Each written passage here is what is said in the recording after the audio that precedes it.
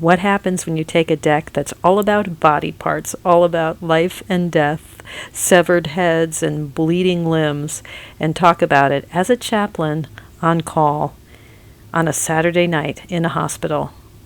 Let's find out. Alejandra Rosan's Tarot des Ambiguites, a first look here at Mindful Tarot.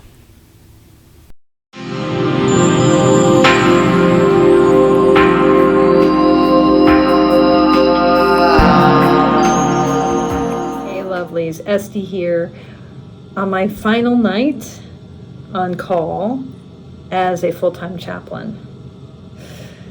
Yeah, I mean, I will still be carrying on my work as chaplain, but not full-time and not in this kind of intensive way that I've been doing for going on 5 years. I became a chaplain really, in time for global pandemic.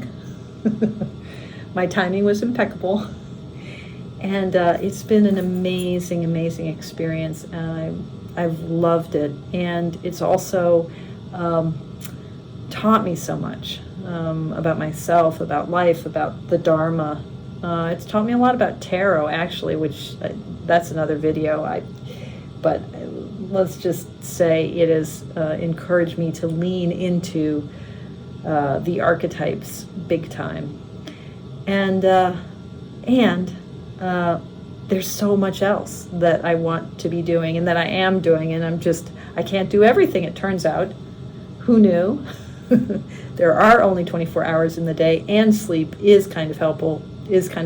So I'm really excited to be creating more space in my life to do things like working with the tarot. I want to talk tonight in what may be for a while now my last video in a hospital conference room. This conference room actually has this beautiful backdrop here, so it's not quite as featureless and bland as some of the conference rooms I've filmed in. Anyway, but I've wanted to talk about this deck, which William Rader and Kristen Condor were lovely enough to send me for review, because I am so in love with artisan tarot decks and with their whole project of bringing so much attention to the Marseille tradition. This deck is really special. And trigger warning, the images are, kind of intense. I mean, this deck has a deep humor. It reminds me a little bit of the polka tarot, although it doesn't have as much, it doesn't really have any intestines.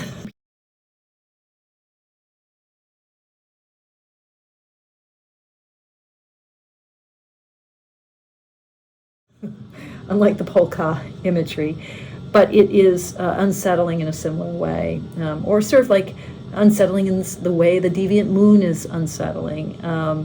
But it's funny. It's also really funny. The 4 suits of the minor arcana, they're all named for body parts, and those body parts are really witty because they all relate to the kind of psychical function and suit element nature of each of the 4 suits. So you have, for the swords, you have the suit of bras, of arm. For the suit of wands, you have the jambe, the leg suit. For the suit of cups, you have the cœur, the suit of hearts, and for the suit of discs or of coins, you have the suit of tête, of heads. So, there are these references to body parts that are just lovely, because, that's the thing about the Marseille tradition and the way it forces us to think about number, forces us to think about embodiment, right? It forces us to think about how we meet the world head-on through our physicality. There's nothing airy-fairy about the Marseille tradition. It's a tradition of human bodies, flesh and bone, meeting the world. And then in the major arcana, in those archetypal images, in the trump cards, what Alejandro has done, and he's working in sort of collaboration with Stephen Bright. I think their partnership, their friendship, is really informed this deck in so many different ways. But what Alejandro did in the major arcana is to really dig into inversions and kind of overturnings and subversions, taking what is below and bringing it above, taking what is underneath and making it up front and center. Putting those two things together, the kind of leaning into the embodiment of the pips, really reminding us that this is a very concrete world, a world of body parts, and then leaning into inversions in the major arcana. What this really does, I think, is give us a deck that as a whole is a deck ruled by the 13th trump, ruled by a logic of undercutting and cutting down and dismemberment and flourishing. And I love, Alejandro, he took this deck slooks like it's an antique deck. It's got this sort of tea stain vintaging in the coloration of the cards. It's got sort of the splotchy sense that, this is a wood block print and it's kind of imperfect. It's got this kind of antique-y color palette of this mustardy, amber, brown, this sort of dark russet, and this kind of black green. But it's not a vintage suit. It's not a vintage deck at all, right? It's his recreation of something that is ancient, like a reimagination of something that is old, a renovation of the old. It is itself, the deck itself, what it's doing with the Marseille tradition is perfectly embodied in this card, Death itself. And so how clever is this? Like, these are the flourishes that you expect to see in the backdrop of a pip card in a Marseille deck, but they're also now the flowers that are growing out of death. So the deck as a whole, I'm suggesting, is a deck that is in the sway of whatever death is all about. So, its unsettled images might make us want to talk about this as a deck that we use for shadow work.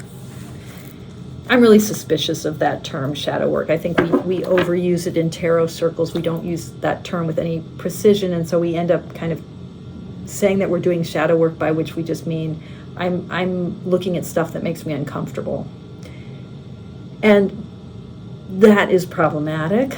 Stuff might be confronting and unsettling in ways that are not helpful, right?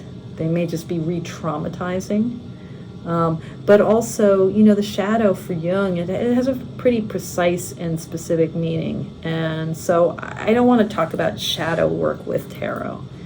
I want to talk in specific terms about how specific decks might be unsettling or subversive or confronting or difficult or challenging. This deck, what it specifically does is it does the work of the 13th trump. It takes what is on high and brings it down low. It takes what is on low and elevates it. It shakes things up and makes things grow where they were falling apart. It makes things fall apart where they were growing. So how does that play in a reading? I don't know. I haven't read with it yet, but let's take a look at the cards. And again, the images, some of them might be kind of confronting for some of us. And so this may not be your cup of tea, in which case, click off, go away, don't look. Anyway, all right. So first of all, Artisan Tarot, their production quality is, as always, gorgeous. I love new tarot smell. I love that smell. I love that feel of, I think this is a shuffled ink deck. I love that company's linen cardstock. If you've ever owned an Artisan Tarot deck, this is just what we've come to expect. The back here, I think these are a take on the same back that we see on the Noble, but I don't have my my other decks with me, so I don't know. In the lecture that he did for the Artisan Tarot folks, Alejandro was describing this as this is his sigil, and he's a Cuban artist. There's meaning to, this is the artist's hand. There's meaning to that lily is a specific. I think it's a lily, specific Cuban flower, so and this is an image that is evoking for him what this deck is and what his artistry is about, and it's just beautifully done. So let's take a look at the cards, and then we'll see how it reads as a deck of the 13th trump. So this is a perfect example of the ways in which the deck inverts our expectations, putting taking the dog cat beastie figure and having him be in the position of the fool, and the troubadour figure being in the position of the dog, and the sort of grabbing for who's got the upper hand here.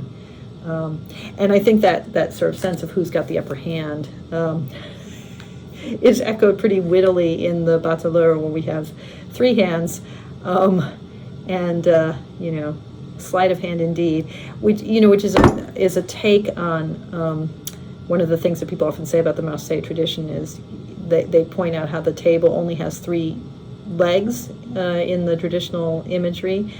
This Alejandro goes one step further, one step beyond. So we've got or does one step better. That's what I want to say, I guess. We've only got two legs of the table, and we have three legs for the Bateleur himself. I love the palette of this deck, by the way. It just so wittily evokes the antique tradition, but in a way that again, this deck is subverting our expectations, is showing us the underneath and what might lurk in that under the skirts, and all these ways in which things are flourishing and growing. She does not look so happy. Love that we see her feet, and the way we have angel wings in sort of unexpected places. Heaven is here on earth. The temporal or worldly power of the emperor and the empress nonetheless has this reference to the heavens. Another inversion, Stephen Bright mentioned this today in his lecture on the deck. So the minions have their own halos, their own access to illumination. They don't seem to be paying too much attention to the Pope. One of the things that this deck does is shows us the fronts of things that we normally see only the backs of. So here we're seeing the faces of the minions of the two monks. I love more angel wings, the fact that Cupid is clothed and the lover is naked, the exaggeration of these elements from the traditional deck. A reference to the suits of the minor arcana here. We've got head, we've got heart, we've got bras, we've got arm. Do we have a leg? Maybe not. Head and light, everything's trading places, which is kind of the message of the Wheel of Fortune classically, that everything is trading places. Here that's caught up again. Here we have more arms, right? The suit of arms is present in the major arcana in a way that's sort of unique. This is a brilliant card. And the flourishing, all these flourishes, right? It's like the minor arcana is sprouting into the major arcana here. And that really does seem, that death is showing us that kind of emergence of the pips are coming into the major arcana, right? And the recycling of elements. I love this lemniscate. You know, here's a pretty classic inversion, like what we saw in the Pope. We've got the imps up here instead of down below.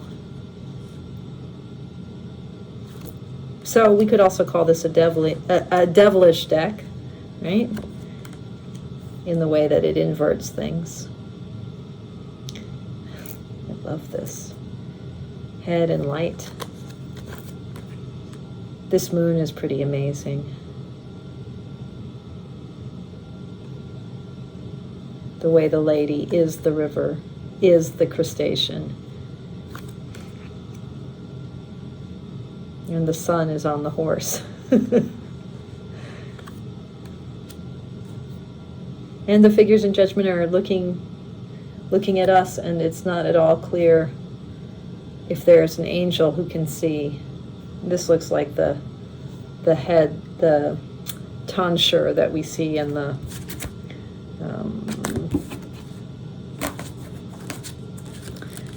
hold on, in the Pope. Right? That kind of donut shape.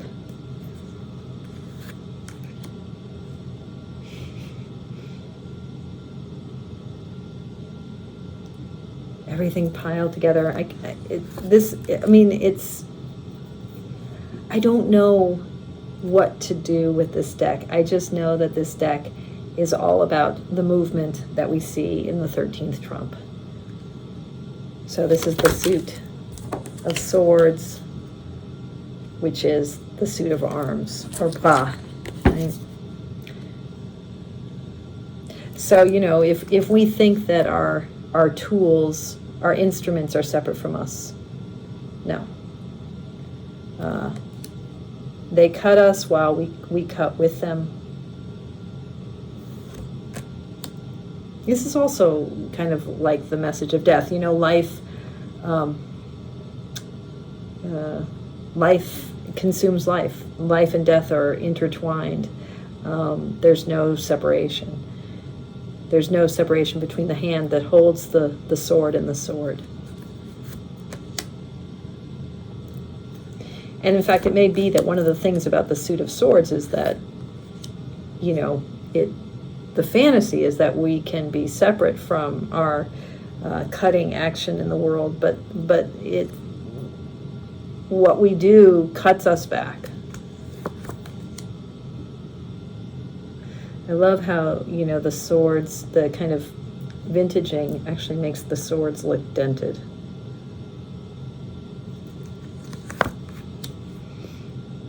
Yeah. The page, it's like scratching his head with the hand of his sword, and the knight. Our queen.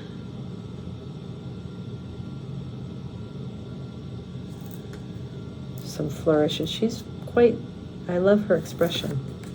In fact, the faces on Alejandra's court figures, they're pretty extraordinary. And now, and this looks like, it looks like a hand grasping a hunk of ham or something, but this is the suit of legs, of jambes, right? So, you know, if we think about, I like this kind of, this makes me think of Hermes, actually, like, you know, the sort of the winged foot. But if we think about the way in which the batons are about our entry into the world, our engagement with the world, about exploration, about moving forward, yeah, this is the suit of legs, of feet, of walking, of engagement.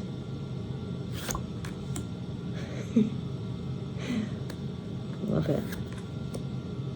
It's, you know, the imagery, it's funny, it's creepy, it's cool, it's old and new.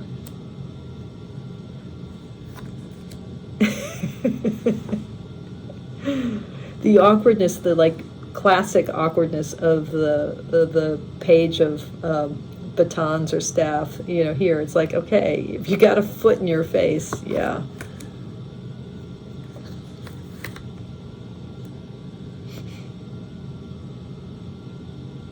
I love her hair wrapped around everything. But again, like, look at these expressions. It's just beautiful. This wistfulness. And the kind of the blood, spurts of blood. And now really spurts of blood. So the Sacred Heart, which is the name of the hospital I'm in, actually. Oh, there it is. And there's Alejandro's sigil.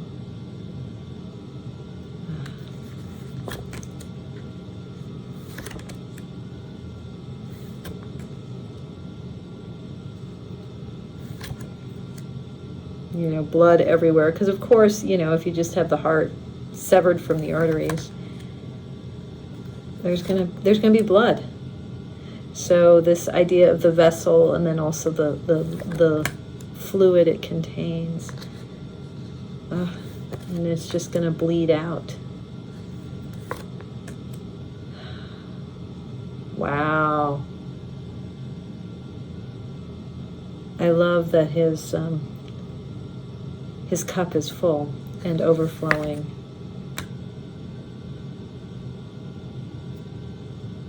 And he wears his heart on his sleeve, quite literally. Oh my God, look at that. The Sacred Heart. There it is.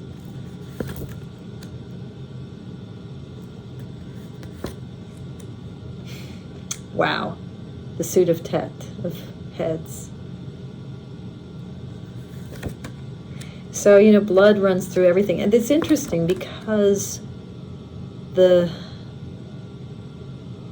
you know, in my tradition, in Zen, we talk often about lineage, and we talk about the bloodline.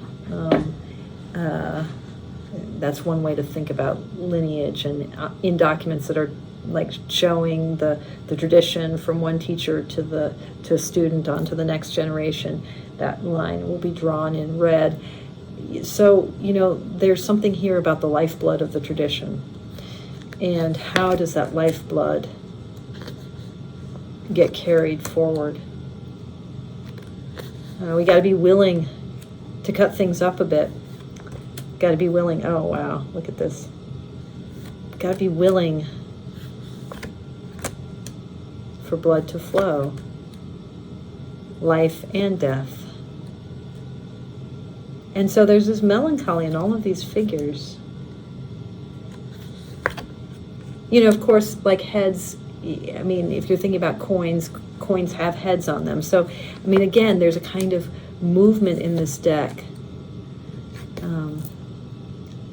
There's a movement toward really literalizing, really making concrete all of the ways in which the playing card history that the Mausei tradition is part of leans into our embodied reality. This is like, yes, it does, you know, and coins have heads on them, right?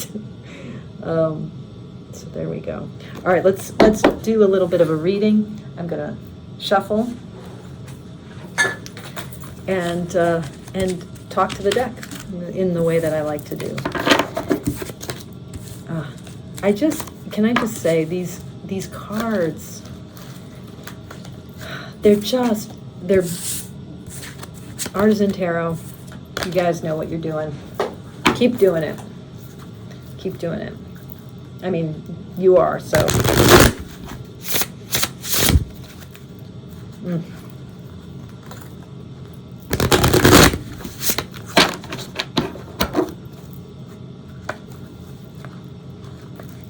Okay. So I've been shuffling, and I want to ask this deck, what does it want to show me? So this deck so powerfully is allowing us to see what's at the center and where things are like this suit of coins with the heads. They're she's looking straight at us, or this figure's looking straight at us, and is sort of embraced. And this feels like that's me. And then these other figures are looking in competing directions, with the sort of the guidance at the top of those two leaning in toward the center. So I love that there's like these 3 drops of blood underneath all these heads. It's very precise. Okay, so do you want to show me how to get to the center? How to pull my forces together, how to gather the meaning, the blood, how to allow those streams to come together in the center. Is that what you're going to show me? Is that what you're here to show me? How to gather the streams into the center, how to gather meaning into the center. Okay. It sounds like you're saying you also want to show me how to walk. How to set the right foot forward.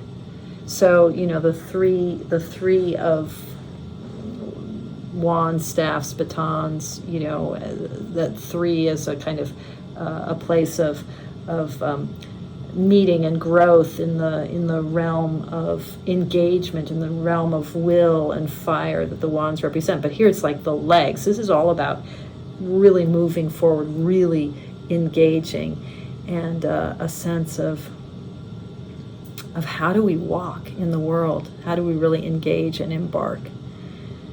So are you saying helping find that center, allowing all the blood, the meaning, the juice to pool in the center? To what end? What kind of a voice? No, that's not what I want to ask. To what end? What is this good for? What are you wanting me to see or to do? And you're saying, just gather the heart. Just let it all flow into the heart. You're saying, don't ask so many questions, just let it flow? Is that what you're saying? You're saying, you're saying, just be steady and allow myself to be guided by, allow myself to follow this, to follow suit. He's looking at her, she's looking out, the horse is looking down. So I was saying, to what end? And you're saying, just follow. Just follow the head. It makes me think of the floating head that's in the Fool for the Lonely Dreamer Tarot. If I can, I'll try to drop an image in here. And that sense of just follow the head, follow the floating head. So is this about intuition ultimately? Oh yeah, yes, it sure is. This is who you're allowing to emerge in this. I have an itchy finger here. I want to pull the bottom of the deck. Okay. But there's also a sense of action and engagement. We've been all, there've been no swords that I've pulled. This has all been heads and hearts. And heads and hearts and legs. Okay. So everything but swords, no major arcana. This is really about the minor arcana. Where does the major arcana fit here? What is the voice? I'm a lot of court cards here. You're saying, you're helping me be knight and queen and king. But where does the major arcana fit in? And how is this a suit? Maybe this is the same question. How is this a deck of death?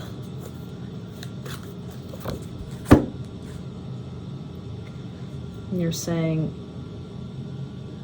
yeah, so allow it.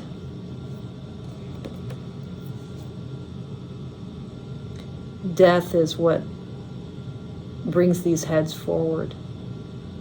Death is what makes these heads grow. So I think so far this is telling me that this is a deck that's really going to animate reading of the minor arcana. I mean, literally animate it, turn it into body parts, really make me see the visceral quality of the minor arcana. I think I'm going to stop there. I want to pull one more card. I'm super intrigued because I think that this deck can really help us deepen the way we read the minor arcana in the Tarot de Marseille. So here we have the Seven of Arms, right?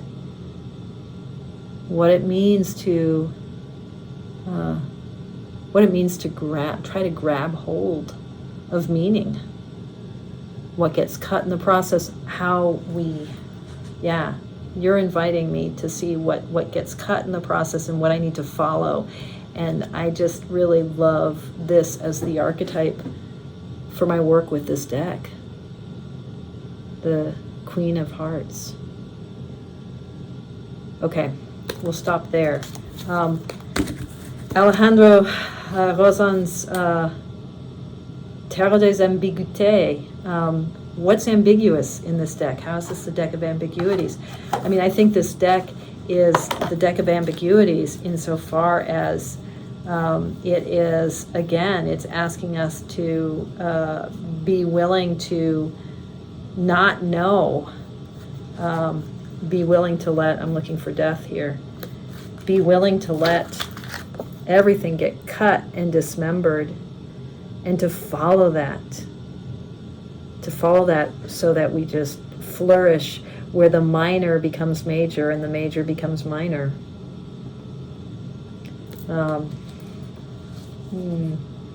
Yeah, I think this is a Marseille deck where it's all the activity, not all the activity, but a huge amount of the activity is in the minor suits. So an encouragement for those of us who are worried about working with the Tarot de Marseille and think that we just have to lean on the trump cards if we're working in the Tarot de Marseille. This deck opens up the minors.